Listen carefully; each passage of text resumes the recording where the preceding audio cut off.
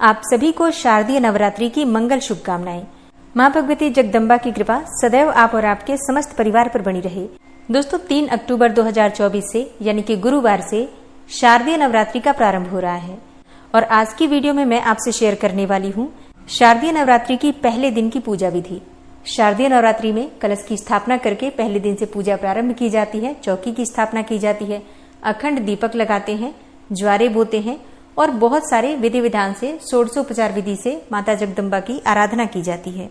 तो नवरात्रि के पहले दिन की षोडशोपचार और बहुत ही सरल विधि आपसे शेयर करने वाली हूँ।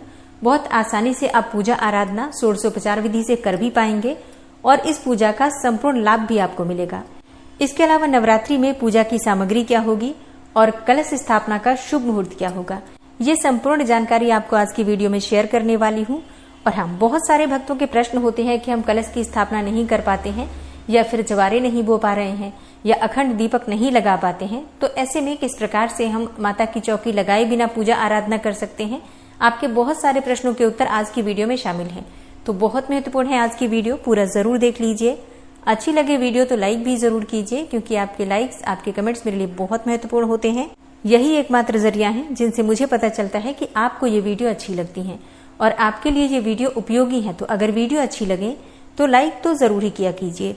तो सबसे पहले जानते हैं कि प्रतिपदा तिथि कब प्रारंभ हो रही है, कब समाप्त हो रही है और कलश की स्थापना करने का शुभ मुहूर्त क्या है। देखिए, नवरात्रि में प्रतिपदा तिथि का प्रारंभ हो रहा है 3 अक्टूबर की अर्धरात्रि में 12:18 पर और समाप्त हो रही है प्रतिपदा तिथि 4 अक्टूबर की रात्रि में 2:58 पर। तो सूर्योदय कालीन तिथि के अनुसार 3 अक्टूबर से नवरात्रि का प्रारंभ होगा, दिन होगा गुरुवार का। बात करें कलश की स्थापना करने का शुभ मुहूर्त क्या है, तो देखिए सुबह 6:15 से 7:22 तक ये कलश की स्थापना करने का सबसे शुभ मुहूर्त है और ये कुल अवधि होगी 1 घंटे 6 मिनट की। इस समय में आप कलश की स्थापना कर सकते हैं। मान लीजिए किसी कारणवश अगर आप नहीं कर पाते हैं इस समय में कलश की स्थापना, तो ऐसे में अभिजीत मुहूर्त में भी आप कलश की स्थापना कर सकते हैं और अभिजीत मुहूर्त का समय रहेगा सुबह 11:46 से दोपहर 12:33 तक। और अभिजीत मुहूर्त में कलश की स्थापना करने का जो समय है वो कुल समय आपको प्राप्त हो रहा है 47 मिनट का। ठीक है, तो आपके पास 2 शुभ मुहूर्त हैं। इन दोनों में से जो भी समय आपके अनुकूल हो उस समय में आप कलश की स्थापना कर सकते हैं। दोनों ही मुहूर्त अत्यंत श्रेष्ठ हैं। और अब नोट कर लीजिए पूजा की सभी सामग्री। देखिए, माता की पूजा के लिए सबसे पहले तो आपको चाहिए माता रानी की एक फोटो। आप मूर्ति भी ले सकते हैं, विग्रह भी ले सकते हैं या फिर फोटो भी ले सकते हैं, जो भी आपके पास उपलब्ध हो। और हाँ, जैसे कि अगर आपके पास पहले की फोटो है या फिर पहले का विग्रह है जो आपके घर के मंदिर में है और प्रतिदिन आप उसकी पूजा करते हैं, तो फिर आपको नई फोटो लेने की आवश्यकता नहीं है या फिर नई मूर्ति लेने की आवश्यकता नहीं है। उसी फोटो या मूर्ति से आप पूजा कर सकते हैं और फिर जब पूजा पूर्ण हो जाती है नवरात्रि की, तो नवरात्रि के विसर्जन वाले दिन वापस से आप उसे अपने घर के मंदिर में स्थापित करके पूजा कर सकते हैं। ठीक है, मतलब नई फोटो या मूर्ति आप तभी लीजिए जब आपके घर में माता की कोई फोटो या मूर्ति नहीं है। ठीक है, पूजा की अगली सामग्री है चौकी, मतलब लकड़ी का पाटा या फिर चौकी, जो भी आपके पास उपलब्ध हो आप उसे स्थापित कर सकते हैं। अच्छा हाँ, अगर आप अपने घर के मंदिर में पूजा करना चाहते हैं तो बिल्कुल आप अपने घर के मंदिर में भी पूजा कर सकते हैं। चौकी लगाना या ना लगाना पूरी तरह से आपकी अपनी इच्छा पर निर्भर करता है। जैसे कि कई लोगों के पास इतना समय नहीं है या इतना स्थान नहीं है कि वो अलग से चौकी लगाकर पूजा कर सके, तो ऐसे में घर के मंदिर में भी साधारण विधि से आप पूजा कर सकते हैं। अगली सामग्री है दुर्गा सप्तशती या दुर्गा स्तुति की पुस्तक, जो भी आपके पास उपलब्ध हो या आप लेना चाहते हैं तो ले सकते हैं। कलश के लिए आप चाहें तो मिट्टी का पात्र भी ले सकते हैं या फिर आप धातु का पात्र भी ले सकते हैं, जैसे कि तांबे का, पीतल का या फिर चांदी का। जो भी कलश आपके पास हो उसी का प्रयोग आप कर सकते हैं। घी चाहिए आपको, अक्षत चाहिए, सुपारी चाहिए, चंदन, लौंग, इलायची, जौ, हल्दी, जौ मतलब जवारे बोने के लिए जो हमें जौ चाहिए होता है, और साबुत हल्दी ले लीजिए। आपको साबुत हल्दी के साथ पिसी हुई मतलब हल्दी का पाउडर भी चाहिए, जैसे कि पूजा में हम प्रयोग करते हैं हल्दी माता को लगाने के लिए, तो वो भी आप ले लीजिएगा। अच्छा, रोली चाहिए, कुमकुम चाहिए, सिंदूर चाहिए पीला वाला। अच्छा, आप लाल सिंदूर भी ले सकते हैं, लेकिन पीले सिंदूर का महत्व माता की पूजा में बहुत अधिक होता है। ठीक है। अच्छा, नारियल चाहिए पानी वाला जो हम कलश पर स्थापित करते हैं। कलावा चाहिए हाथ में बांधने के लिए भी और कलश पर लपेटने के लिए। और नारियल पर भी लपेटने के लिए कलावा चाहिए, चुन्नी चाहिए आपको लाल वाली, पान का पत्ता चाहिए और फूल चाहिए, फल चाहिए, मिठाई, बताशा, ये सब चीजें तो भोग लगाने के लिए चाहिए। और धुनी करने के लिए आपको गूगल चाहिए, लोबान चाहिए, कपूर चाहिए, धूप बत्ती, रुद्राक्ष की माला जप करने के लिए। चौकी पर बिछाने के लिए लाल कपड़ा चाहिए आपको। पीला वस्त्र भी ले सकते हैं, लेकिन लाल वस्त्र का बहुत महत्व होता है माँ दुर्गा की पूजा में। आम या फिर अशोक के पत्ते चाहिए पंचपल्लव के रूप में प्रयोग करने के लिए। माता को 16 श्रृंगार चढ़ाए जाते हैं, तो 16 श्रृंगार की सामग्री आपको चाहिए। यज्ञोपवीत आपको चाहिए माता को अर्पित करने के लिए भी और भगवान गणपति को अर्पित करने के लिए भी, तो पीला यज्ञोपवीत ले लीजिएगा। पंचमेवा चाहिए, माता को प्रतिदिन भोग में अर्पित किया जाता है। और गंगा जल चाहिए। अखंड ज्योति के लिए आपको बाती भी चाहिए और अखंड ज्योति के लिए आपको दीपक भी चाहिए। इसके लिए आप चाहें तो मिट्टी का दीपक भी ले सकते हैं या फिर धातु के जो अखंड दीपक आते हैं आप उनका प्रयोग भी कर सकते हैं। एक चीज का ध्यान रखिए, जब आप सुपारी लेंगे या फिर जब साबुत हल्दी लेते हैं तो देखकर अच्छी तरीके से लीजिएगा। कई बार इनमें घुन होते हैं, कीड़े होते हैं, तो आप अच्छे से देख कर लीजिएगा। जो भी सामग्री आप खरीदते हैं पूजा में प्रयोग करने से पहले अच्छे से उनकी सफाई कर लीजिए, साफ कर लीजिए, शुद्ध कर लीजिए। जैसे कि धुनी की जो सामग्री हम लेते हैं उसे भी अच्छे से देख कर ही प्रयोग कीजिएगा। किसी भी चीज में कीड़े ना हो, इस बात का आप लोग ध्यान रखिएगा। माता को चढ़ाने के लिए आप चुन्नी भी ले सकते हैं, लाल चुन्नी, या फिर साड़ी ले सकते हैं, दुपट्टे ले सकते हैं। ये आपकी अपनी इच्छा है, फिर आप जो भी लेना चाहें ले सकते हैं। नवरात्रि में माँ दुर्गा की पूजा के लिए आपको इन सभी सामग्रियों की आवश्यकता पड़ने वाली है। ये सामग्री आप अमावस्या के दिन भी खरीद सकते हैं, कोई समस्या नहीं है। और अब जानते हैं कि पूजा आराधना आपको किस प्रकार से करनी है। नवरात्रि के पहले दिन कलश की स्थापना और संपूर्ण विधि क्या होगी। देखिए, आपको प्रातःकाल जल्दी उठना है, स्नान कर लीजिएगा और स्नान करने के बाद साफ स्वच्छ वस्त्र धारण करना है। तो नवरात्रि का प्रथम दिवस है, प्रयास कीजिए कि आप लाल रंग के वस्त्र धारण करें। अगर सुहागिन महिलाएं हैं लाल रंग के वस्त्र धारण कर सकते हैं। बाकी अगर पुरुष भाई हैं अपनी इच्छा के अनुसार कोई भी शुभ रंग के वस्त्र आप धारण कर सकते हैं। नवरात्रि में काले और नीले रंग के वस्त्रों का प्रयोग नहीं करना चाहिए। बाकी आप किसी भी रंग के वस्त्र धारण कर सकते हैं। और स्नान करने के बाद सबसे पहले भगवान सूर्यदेव को जल अर्पित कर लीजिए। उसके बाद अपने घर के मंदिर में आ जाइए। जो भी आप प्रतिदिन की पूजा करते हैं पहले वो पूजा संपूर्ण कर लीजिए। उसके बाद आपको देवी की आराधना करनी है। तो जहां पर आप चौकी लगाना चाहते हैं साफ सफाई आपने पहले से कर रखी है। लकड़ी का एक पाटा बिछा सकते हैं। उसके ऊपर आप चाहे तो एक लाल कपड़ा या पीले रंग का कपड़ा बिछा सकते हैं। अब जैसे कि बहुत से भक्तों के प्रश्न आते हैं कि क्या हम घर के मंदिर में ही पूजा कर सकते हैं, अगर हमारे पास इतनी जगह नहीं है कि हम अलग से चौकी लगाएं तो क्या करें। हाँ जी, बिल्कुल आप अपने घर के मंदिर में भी पूजा कर सकते हैं। हमेशा एक बात याद रखनी चाहिए, यथाशक्ति तथा भक्ति। जितनी हमारी सामर्थ्य होती है, शक्ति होती है, उसी के अनुसार हमें पूजा आराधना करनी है। तो जैसी भी व्यवस्था आपके पास है, अगर चौकी लगा पाते हैं अत्यंत श्रेष्ठ है, नहीं लगा पाते हैं घर के मंदिर में भी जितनी जगह है उसमें भी आप पूजा आराधना कर सकते हैं। और अब बात करें कि चौकी पर आपको माँ की मूर्ति या फोटो किस प्रकार से विराजित करनी है। तो देखिए, जहां पर आपने चौकी लगाई है लाल कपड़ा बिछा लीजिए। चावल थोड़ा सा रख लीजिए जहां पर भी आपको माँ की मूर्ति रखनी है, या फिर अगर आपके पास फोटो है तो फोटो भी रख सकते हैं। अखंडित चावल होने चाहिए, बिल्कुल भी टूटे हुए चावल ना हो। ऐसे चावल को आपको माँ की मूर्ति या फोटो के नीचे रखना है, उसी के ऊपर माँ को विराजित करना है। आप चाहे तो रंग से चावल को रंग सकते हैं, मतलब लाल रंग से चावल रंग कर और उसी का प्रयोग कर सकते हैं, या फिर सफेद चावल भी ले सकते हैं, जैसे भी आपके पास उपलब्धता हो। तो चावल रख दीजिए। उसके बाद आपको माँ की मूर्ति या फोटो रखनी है। तो अगर आपके पास मूर्ति है, विग्रह है माँ दुर्गा की, तो आप उनको स्नान करा सकते हैं, अभिषेक कर सकते हैं पंचामृत से, जैसे कि दूध, दही, घी, शहद, शक्कर, ये पांचों चीजें मिलाकर पंचामृत बना लीजिए। माँ का अभिषेक कर लीजिए, फिर शुद्ध जल से अभिषेक कर लीजिए और उसके बाद उन्हें वस्त्र धारण करा सकते हैं और फिर आप उस चावल पर विराजित कर सकते हैं। और जिन भक्तों के पास फोटो है, फोटो पर ही स्नान का भाव करते हुए थोड़े से जल के या पंचामृत के छींटे दीजिए। उसके बाद साफ कपड़े से माँ की तस्वीर को साफ करके और चावल की ढेरी पर माँ को विराजित कर दीजिए। इसके बाद आपको कलश की स्थापना करनी है। देखिए, सबसे पहले कलश की ही स्थापना करी जाती है, उसके बाद ही पूजा प्रारंभ होती है। तो कलश आप मिट्टी का ले सकते हैं, चाहे तो धातु का ले सकते हैं, चांदी का, तांबे का या पीतल का, जो भी धातु आपके पास उपलब्ध हो आप उस धातु का प्रयोग कर सकते हैं। आप चाहे तो मिट्टी का ले सकते हैं, लेकिन हाँ, अगर आप मिट्टी का ले रहे हैं तो ध्यान रखिए एक दिन पहले ही जल भरकर उस मिट्टी के पात्र में रख दीजिए।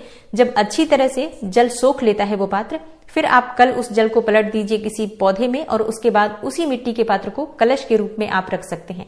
क्योंकि देखिए, बहुत से भक्तों के प्रश्न आते हैं कि मिट्टी का कलश हमने रखा और जल सारा सूख गया, इसका संकेत क्या होता है। तो देखिए, इसमें संकेत जैसी कोई बात नहीं होती है, मतलब परेशान होने की आवश्यकता नहीं है, बस थोड़ी सी सावधानी करनी होती है। लेकिन मिट्टी के पात्र में वैसे भी जल काफी हद तक सूख जाता है, या तो पूरा सूख जाता है या कई बार थोड़ा बहुत बच जाता है। तो इसको लेकर संशय नहीं रखना चाहिए। अगर आप मिट्टी का पात्र स्थापित करेंगे कलश के रूप में तो ये होगा ही, इस बात का ध्यान रखिए। तो अगर आप इससे बचना चाहते हैं तो कोई धातु का कलश रख लीजिए। आप चाहे तो तांबे का या चांदी का कोई भी कलश रख सकते हैं। और हाँ, कलश की स्थापना आपको माँ दुर्गा के दाईं तरफ करनी है। जहां आप बैठे हैं वहां से आपका लेफ्ट साइड आएगा और माँ दुर्गा का राइट साइड आएगा, जहां पर आप कलश रखते हैं। और कलश के नीचे भी आपको या तो अष्टदल कमल बनाना है, या फिर आप चाहें तो ऐसे ही चावल की छोटी सी ढेरी बनाकर भी कलश रख सकते हैं। कलश में सामग्री कौन सी होगी जो आपको डालनी है? देखिए, कलश में आपको 2 लौंग डालनी है, 2 हरी इलायची डालनी है, 1 साबुत हल्दी डाल दीजिए। साबुत हल्दी ना हो तो आप हल्दी का पाउडर भी थोड़ा सा डाल सकते हैं। सुपारी डाल दीजिए, 1 सिक्का आप चांदी का भी ले सकते हैं, चाहे तो कोई नॉर्मल सिक्का भी 1 रुपए, 5 रुपए, 10 रुपए का ले सकते हैं। अक्षत डाल दीजिए। अब देखिए, ये चीजें आवश्यक है, इन्हें डालना ही है कलश में, इस बात का ध्यान रखिए। इसके अलावा कुछ और भी चीजें होती हैं जो आपके पास उपलब्ध हो तो आप डाल सकते हैं, जैसे कि गोमती चक्र या फिर कमल गट्टे, और जैसे कि कौड़ी है तो कौड़ियां भी डाल सकते हैं, सर्व औषधि डाल सकते हैं, इत्र डाल सकते हैं। मतलब बहुत सारी ऐसी चीजें हैं जो ऑप्शनल होती हैं, आप चाहें तो इनका प्रयोग कर सकते हैं अगर आपके पास उपलब्ध हो तो।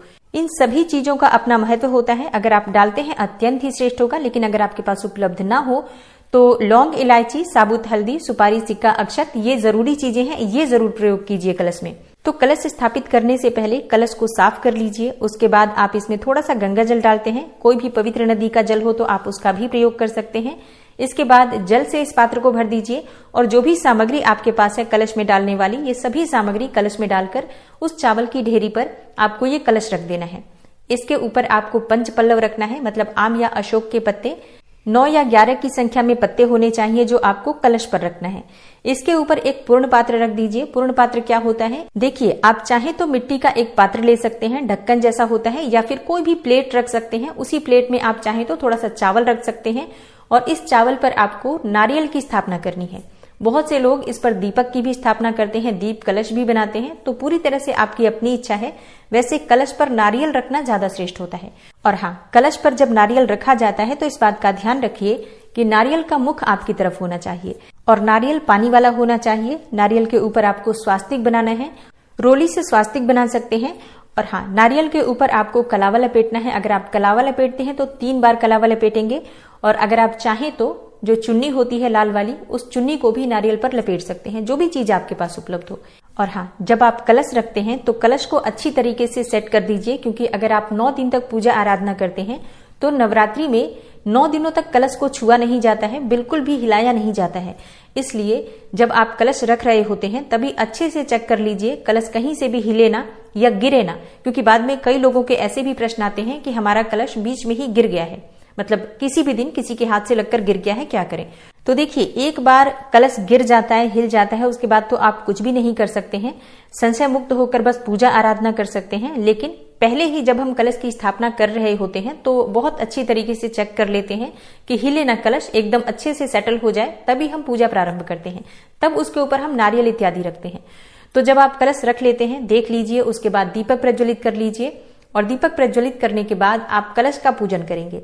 कलश पर थोड़ा सा जल अर्पित कर दीजिए। उसके बाद धूप, दीप, अक्षत, पुष्प जो भी आपके पास उपलब्ध है, सभी सामग्री आपको कलश पर अर्पित करनी है। और सभी देवी देवताओं का आवाहन अब आपको करना है कि हे देवी देवता, आप मेरे घर में विराजित हो। हे माँ दुर्गा, हे भगवती जगदम्बा, आप मेरे घर में विराजित हो। नवरात्रि के 9 दिनों तक मैं आपकी पूजा आराधना करना चाहता हूँ या करना चाहती हूँ। आप सभी देवी देवता मुझ पर कृपा करें कि मैं नवरात्रि के 9 दिन की पूजा संपूर्ण कर पाऊं, निर्विघ्न मेरी पूजा संपूर्ण हो। हे भगवती जगदम्बा, आप मुझ पर कृपा करें। तो कलश की पूजा करने के बाद आपको गणपति की पूजा करनी है। अगर आपके पास भगवान गणेश की मूर्ति है, आप माँ दुर्गा के बाईं तरफ गणेश जी की स्थापना कर सकते हैं। और अगर आपके पास गणपति की मूर्ति नहीं है तो ऐसे में आप क्या करेंगे, आप एक सुपारी लीजिए। सुपारी पर आपको कलावा लपेटना है। एक पान के पत्ते पर थोड़ा सा चावल रखकर उसी के ऊपर आपको ये सुपारी रख देना है। भगवान गणपति की आकृति मानकर इसी का पूजन आपको प्रतिदिन करना होगा। तो गणेश जी की स्थापना माँ दुर्गा के बाईं तरफ की जाती है, कलश की स्थापना माँ दुर्गा के दाईं तरफ की जाती है। इस बात का ध्यान रखिएगा जब आप कलश की स्थापना करें तो सबसे पहले भगवान गणेश की आप पूजा कर लीजिए। विग्रह है तो आप उनका अभिषेक कर सकते हैं। विग्रह नहीं है, अगर आपके पास सुपारी का ही गणेश आपने बनाया है तो पंचोपचार विधि से, जैसे कि थोड़ा सा जल अर्पित कीजिए, पुष्प अर्पित कीजिए, धूप दीप नैवेद्य अर्पित कीजिए, कुछ भोग की सामग्री अर्पित कीजिए और जनेऊ जरूर अर्पित कीजिए। इस प्रकार से जो भी सामग्री आपके पास उपलब्ध है उसी से आपको भगवान गणेश की पूजा आराधना करनी है। विघ्नहर्ता गणपति की प्रथम पूजा से हमारी पूजा संपूर्ण हो जाती है बिना किसी विघ्न बाधा के। इसलिए भगवान गणपति का ध्यान करके उनकी सच्चे मन से आराधना कीजिए और उनसे प्रार्थना कीजिए कि आपकी पूजा में किसी भी प्रकार के विघ्न और बाधा न आए, संपूर्ण फल आपको पूजा का प्राप्त हो, जो भी आपकी मनोकामना हो भगवान गणपति की कृपा से आपकी मनोकामना पूर्ण हो। तो जब भगवान गणपति की कृपा हमें प्राप्त हो जाती है तभी हमारी पूजा आगे प्रारंभ होती है। तो इसके बाद आपको नवग्रह की पूजा करनी है। अब देखिए, बहुत से लोगों के पास नवग्रह यंत्र होता है, तो आप नवग्रह यंत्र की पूजा कर सकते हैं, या फिर आप चाहे तो चावल की छोटी छोटी 9 ढेरियां बना लीजिए, मतलब 9 जगह थोड़ा थोड़ा चावल रखकर नवग्रह बना सकते हैं। या फिर आप चाहे तो एक प्लेट ले लीजिए, उसी प्लेट पर आप चाहे तो जैसे कि रोली से या फिर हल्दी से या फिर आप चाहे तो चंदन से भी 9 बिंदियां लगा सकते हैं। नवग्रह मानकर आप इनकी भी पूजा आराधना कर सकते हैं। तो जैसे भी संभव हो नवग्रह की पूजा अत्यंत आवश्यक है, क्योंकि 9 ग्रहों को शांत करके ही हम अपनी पूजा प्रारंभ करते हैं। नवग्रह मंत्र होता है, वो मैं आपको स्क्रीन पर दे दूंगी, आप लोग देख कर भी पढ़ सकते हैं। तो धूप, दीप, अक्षत, पुष्प इत्यादि पंचोपचार विधि से आप नवग्रह का पूजन कर सकते हैं। उसके बाद अगर आपने षोडश मातृका बनाई है या बनाना चाहते हैं तो षोडश मातृका भी बना सकते हैं और पंचोपचार विधि से षोडश मातृका की भी पूजा कर सकते हैं। और उसके बाद माँ दुर्गा की पूजा आराधना की जाएगी। तो माँ दुर्गा की पूजा करने के लिए सबसे पहले अपने दाहिने हाथ में एक पुष्प लीजिए, थोड़ा सा अक्षत लीजिए और माँ दुर्गा का अपने मन में ध्यान कीजिए। किसी भी मंत्र के द्वारा या स्तोत्र के द्वारा आप माँ दुर्गा का आवाहन कर सकते हैं। चाहे तो जयंती मंगला काली, भद्रकाली, कपालिनी, दुर्गा क्षमा शिवा धात्री, स्वाहा स्वधा नमोस्तुते, या फिर सर्व मंगल मांगल्ये शिवे सर्वार्थ साधिके, शरण्य त्रयंबिके गौरी, नारायणी नमोस्तुते, ओम दुम दुर्गाय नमः। या फिर आप चाहे तो नवारण मंत्र बोल सकते हैं। किसी भी मंत्र को बोलते हुए माँ का ध्यान करना है आपको, और ध्यान करने के बाद आपके हाथ में जो सामग्री है माँ दुर्गा के चरणों में अर्पित कर दीजिए। और हाँ, आप चाहे तो एक पात्र ले सकते हैं, उसी पात्र में ये सभी सामग्री रख सकते हैं। जैसे कि जो आप ध्यान करते हैं वो सामग्री, वो पुष्प आप चाहे तो एक पात्र में रख सकते हैं और इसी पात्र में ही आपको षोडशोपचार विधि से माँ दुर्गा की पूजा आराधना करनी है। तो सबसे पहले जब आप ध्यान कर लेते हैं उसी पुष्प के ऊपर आपको 4 बार थोड़ा सा जल गिराना होता है। और हाँ, ये एक भाव की तरह होता है कि जैसे आपने माँ का आवाहन किया तो उसके बाद उनका पांव धुला रहे हैं, हाथ धुला रहे हैं, आचमनी करा रहे हैं और उनका स्नान करा रहे हैं। इस प्रकार से 4 बार हमें जल अर्पित करना होता है। एक पुष्प के द्वारा आप जल के छींटे दे सकते हैं उसी जगह पर जहां पर आपने पुष्प अर्पित किया है ध्यान वाला। और अब आपको वस्त्र अर्पित करना है। तो आप चाहे तो माँ दुर्गा की जो मूर्ति है या प्रतिमा है उन्हें आप चुन्नी उड़ा सकते हैं लाल रंग की, या फिर आप कलावा के 2 टुकड़े तोड़कर माँ दुर्गा को वस्त्र स्वरूप में अर्पित कर सकते हैं। इसके बाद यज्ञोपवीत अर्पित कर दीजिए। देखिए, यज्ञोपवीत माँ दुर्गा की पूजा में भी अर्पित किया जाता है, मतलब जो हम विशेष पूजा करते हैं षोडशोपचार विधि से उसमें माँ दुर्गा को भी यज्ञोपवीत अर्पित किया जाता है। तो अगर आपके पास यज्ञोपवीत है, यज्ञोपवीत अर्पित कर सकते हैं, नहीं तो कच्चा धागा जो कलावे वाला है वही धागा तोड़कर माँ दुर्गा को यज्ञोपवीत का ध्यान करते हुए अर्पित कर सकते हैं। और इसके बाद माँ दुर्गा को आप तिलक लगाएंगे। आप चाहे तो रोली से लगा सकते हैं, लाल चंदन से लगा सकते हैं, और महिलाएं माँ दुर्गा को सिंदूर अवश्य लगाएं। अब बहुत से भक्तों का प्रश्न होता है कि पहले दिन हम सिंदूर क्यों लगाएं, मतलब पहले दिन सिंदूर नहीं लगाना चाहिए। देखिए, माँ दुर्गा की पूजा में पहला दिन हो या अंतिम दिन हो, हर दिन आप सिंदूर लगा सकती हैं, इस बात का ध्यान रखिए। पुरुष माँ दुर्गा को रोली अर्पित कर सकते हैं, लेकिन महिलाएं सिंदूर लगा सकती हैं। इसके बाद माँ दुर्गा को पुष्प अर्पित कीजिए। श्रृंगार की सामग्री है तो श्रृंगार की सामग्री अर्पित कर सकते हैं, और श्रृंगार की सामग्री नहीं है तो आप अष्टमी के दिन भी या फिर नवरात्रि में किसी और दिन भी श्रृंगार की सामग्री अर्पित कर सकते हैं। और इसके बाद माँ दुर्गा को भोग अर्पित करना है। तो भोग में आप कोई भी फल अर्पित कर सकते हैं, 5 प्रकार के फल अर्पित कर सकते हैं, चाहे तो कोई भी एक फल अर्पित कर सकते हैं। और इसके साथ ही मीठा अवश्य अर्पित करना चाहिए। तो आप चाहे तो बताशे का भोग लगा सकते हैं या फिर सफेद मिठाई का भोग लगा सकते हैं। जो भी आप भोग अर्पित करेंगे पूरे श्रद्धा भाव से सामर्थ्य के अनुसार जरूर अर्पित कीजिए। और हाँ, भोग अर्पित करने के बाद मुख शुद्धि के लिए पान के पत्ते पर लौंग, इलायची और सुपारी रखकर अर्पित किया जाता है। और इसके बाद दक्षिणा अर्पित कीजिए। दक्षिणा मतलब आप चाहे तो 1 रुपए का सिक्का भी रख सकते हैं, या फिर अपनी सामर्थ्य के अनुसार 11 रुपए, 21 रुपए या इससे ज्यादा भी रख सकते हैं। लेकिन षोडशोपचार विधि से जो हम पूजा करते हैं उसमें दक्षिणा आवश्यक होती है, और माँ दुर्गा की प्रथम दिवस की पूजा षोडशोपचार विधि से जरूर करनी चाहिए। और ये बहुत आसान विधि है। जिस प्रकार से मैंने आपको पूजा बताई है, ये षोडशोपचार विधि से पूजा है जिसमें कहीं भी कोई मुश्किल नहीं है। और जब आप दक्षिणा अर्पित कर देते हैं तो उसके बाद अपने हाथ में थोड़ा सा चावल ले लीजिए, और किसी भी प्रकार की कोई भूल चूक अगर पूजा में रह जाती है तो उसके लिए सर्वा भावे अक्षतानि समर्पयामि इस प्रकार से बोलते हुए थोड़ा सा अक्षत माँ दुर्गा को अर्पित कर दीजिए। इससे क्या होता है कि कई सामग्रियां ऐसी हैं जो हम नहीं अर्पित कर पाते हैं, तो उसके अभाव में ये अक्षत अर्पित कर दिया जाता है। इसके बाद धूप दीप दिखाकर माँ की पूजा कर लीजिए और अब आप बैठकर वहां पर मंत्र जप कर सकते हैं। जो भी आप मंत्र जपना चाहते हैं, चाहे आप दुर्गा सप्तशती का पाठ करना चाहते हैं, दुर्गा चालीसा का पाठ करना चाहते हैं, या कोई विशेष मंत्र है, नवार्ण मंत्र है, ओम दुम दुर्गाय नमः, मतलब अपनी इच्छा के अनुसार, अपनी कामना के अनुसार आप किसी भी मंत्र का जप कर सकते हैं। इसके बाद लौंग और कपूर जलाकर माँ की आरती कर लीजिए, क्षमा प्रार्थना कर लीजिए, पूजा आपकी पूर्ण हो गई। और हाँ, अगर आप नवरात्रि के 9 दिनों के व्रत धारण करना चाहते हैं या जिस प्रकार से भी आप 1 या 2 दिन के भी व्रत करना चाहते हैं, तो व्रत का संकल्प आप माँ की पूजा करते समय ही ले लेते हैं। और जो लोग अखंड दीपक प्रज्वलित करना चाहते हैं, कलश स्थापना करने के बाद अखंड दीपक प्रज्वलित कर सकते हैं। और जौ बोना चाहते हैं तो जौ भी आप इसी समय बो सकते हैं। और अब बात करें कि जो भक्त कलश की स्थापना नहीं कर पाते हैं या फिर जैसे कि अखंड दीपक भी नहीं प्रज्वलित करते हैं, उन्हें किस प्रकार से पूजा आराधना करनी है। तो देखिए, पूजा की विधि तो यही होती है जिस प्रकार से मैंने आपको बताई। बस आप अखंड दीपक की बजाय कर्म साक्षी दीपक प्रज्वलित कीजिए। मतलब जितनी देर तक आप पूजा कर रहे हैं, प्रार्थना कर रहे हैं, उतनी देर तक कम से कम दीपक प्रज्वलित रहे, इस बात का ध्यान रखिए। और अगर आप कलश की स्थापना नहीं भी कर रहे हैं, तब भी आपको ध्यान रखना है कि जहां पर आप माँ दुर्गा की पूजा आराधना कर रहे हैं, वहां पर एक जल से भरा हुआ पात्र हमेशा होना चाहिए।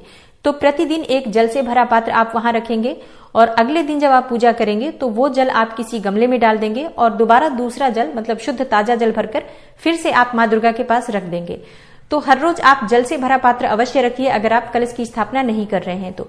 बाकी की पूजा बिल्कुल इसी प्रकार से होती है। आप कलश की स्थापना करें, ये पूरी तरह से आपकी अपनी इच्छा पर निर्भर करता है। अखंड दीपक जलाना भी आपकी अपनी इच्छा पर निर्भर करता है। अच्छा, बहुत से भक्तों के प्रश्न आ रहे हैं कि वो व्रत नहीं करते हैं लेकिन वो कलश की स्थापना करना चाहते हैं या अखंड दीपक प्रज्वलित करना चाहते हैं, माँ की चौकी अलग से लगाकर पूजा करना चाहते हैं, लेकिन किसी कारणवश वो व्रत नहीं कर पाते हैं। तो क्या उन्हें ऐसा करना चाहिए? जी हाँ, बिल्कुल करना चाहिए। आपसे जितना हो सके, जैसे हो सके, जिस प्रकार से भी हो सके, माँ की सेवा कीजिए।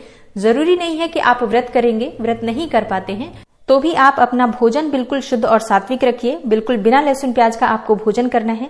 ब्रह्मचर्य का पालन सभी को करना है, चाहे आप व्रत कर रहे हैं, नहीं कर रहे हैं, इससे कोई मतलब नहीं है। लेकिन इस नियम का पालन सबको जरूर करना है, क्योंकि नवरात्रि में पूरे 9 दिनों तक माँ दुर्गा इस धरती पर विराजित होती हैं। चाहे आप व्रत नहीं भी करते हैं, तब भी माँ का वास आपके घर में रहता है।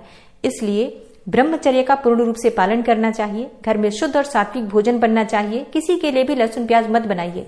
किसी की निंदा, किसी की चुगली आपको इन 9 दिनों में नहीं करना है। क्रोध नहीं करना है। घर में वाद विवाद की स्थिति ना हो, इस बात का ध्यान रखना है। जितना हो सके आचार विचार और व्यवहार शुद्ध रखिए। माँ दुर्गा की कृपा आपको स्वतः ही प्राप्त हो जाएगी। और हाँ, इस चैनल पर आपको प्रतिदिन दुर्गा सप्तशती के पाठ की वीडियो भी मिलेगी, तो आप जरूर सुनिएगा। अगर आप पढ़ नहीं पाते हैं तो सुनने मात्र से भी माँ दुर्गा की कृपा आपको प्राप्त हो जाती है। इसके अलावा प्रतिदिन की पूजा विधि, जैसे कि प्रतिदिन आपको क्या भोग लगाना है, किस मंत्र का जप करना है, माँ के कौन से स्वरूप की आराधना किस प्रकार से की जाएगी, ये संपूर्ण जानकारी भी शेयर करूंगी। और प्रतिदिन के लिए कुछ विशेष उपाय, जिनसे कि माँ दुर्गा की विशेष कृपा आपको प्राप्त हो। मतलब कलश की स्थापना से लेकर कलश के विसर्जन तक की संपूर्ण जानकारी आपको मिलने वाली है। तो चैनल से जुड़े रहिए ताकि सभी जानकारी आपको सही समय पर प्राप्त हो। ये वीडियो अगर आपको पसंद आई हो तो वीडियो को लाइक कीजिएगा और अगर संभव हो तो वीडियो को ज्यादा से ज्यादा शेयर भी कीजिए। और अगर आप इस चैनल पर पहली बार आए हैं, अभी तक आपने चैनल को सब्सक्राइब नहीं किया है, तो आज की वीडियो अगर आपको अच्छी लगे तो चैनल को सब्सक्राइब करके बेल आइकन को जरूर प्रेस कर लीजिए। इससे ये होगा कि इस चैनल पर जो भी नई वीडियो अपलोड होंगी उनकी नोटिफिकेशन आपको सही समय पर प्राप्त होगी। मिलती हूँ मैं आपसे अगली वीडियो में, तब तक के लिए जय श्री राधे।